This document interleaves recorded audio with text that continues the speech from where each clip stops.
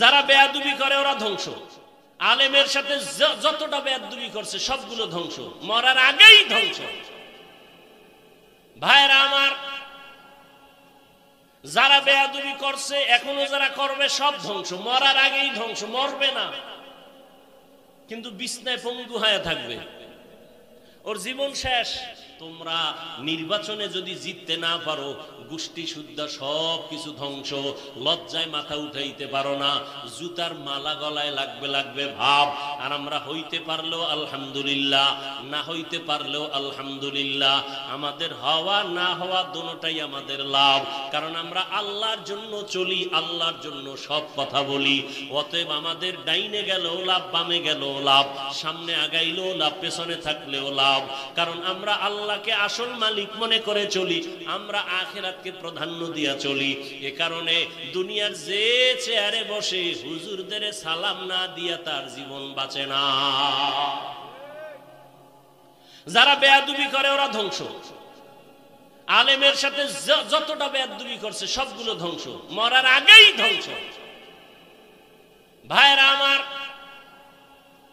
যারা বেয়াদবি করছে এখনো যারা করবে সব ধ্বংস, মরার আগেই ধ্বংস। মরবে না কিন্তু বিছনায় পঙ্গু হয়ে থাকবে, ওর জীবন শেষ। ভাইরা আমার, তাহলে তোমার মতো যুবক র্যাব, আর্মি, পুলিশ, বিডিআরের চাকরি করিয়া যদি নামাজ পড়ে, তোমার পায়ে হাত রেখে জবাব চাই, বলো তুমি পারো না কেন? হুজুর বাদ দাও, তোমার মতো জেনারেল লাইনের যুবক রাস্তায় গাড়ি চালায়, ড্রাইভারি করে, চাঁদপুরে মোহনায় যাও, নদীর মধ্যে মাছ ধরে, নামাজ পড়ে নাই? জমিনে কৃষি কাজ করে, তুমি কেন পারো না? অবশ্যই তোমার উপর আমার আল্লাহ গুনার কারণে বেজার হয়ে আছে। ও আমার পর্দার আড়ালের মা বোনেরা, আপনার মতো কত মা এখনো আছে এই অঞ্চলে, ঘুরেন, খবর পাবেন। ওই যে এক জায়গায় খানা খাইলাম, সবাই বলল হুজুর এই ঘরের মহিলাকে এলাকার কেউ দেখে না, তার কণ্ঠের আওয়াজ কেউ শুনে না। এরে আম্মা জান, আপনার দাম কত আপনি নিজেও তো জানেন না। আপনি তো নবীদের মায়ের মতো মা, সাহাবায়ে কেরামদের মায়ের মতোই তো। আপনারা আম্মা জান খাদিজা রাদিয়াল্লাহু আনহার মতোই তো দামি নারী, ফাতেমা রাদিয়াল্লাহু আনহার মতো নারী। আপনারা তো আয়েশা সিদ্দিকা রাদিয়াল্লাহু আনহার মতো নারী।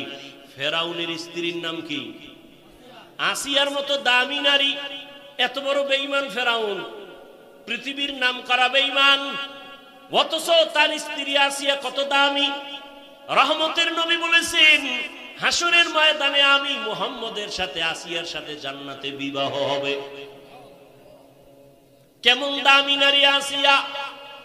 এরে আম্মা জান, আপনাদের এত দাম, এত সম্মান। আপনাদের মতো কত নারী এই এলাকায় আছে এখনো পর্দা করে, নামাজ পড়ে, স্বামীর মাল হেফাজত করে, মোবাইলে সময় নষ্ট করে না।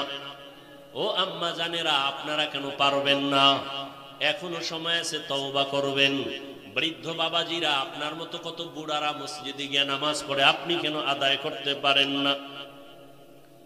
আল্লাহর ভয় যদি অন্তরে জমা রাখেন, এখনো সময় আছে, তওবা করেন।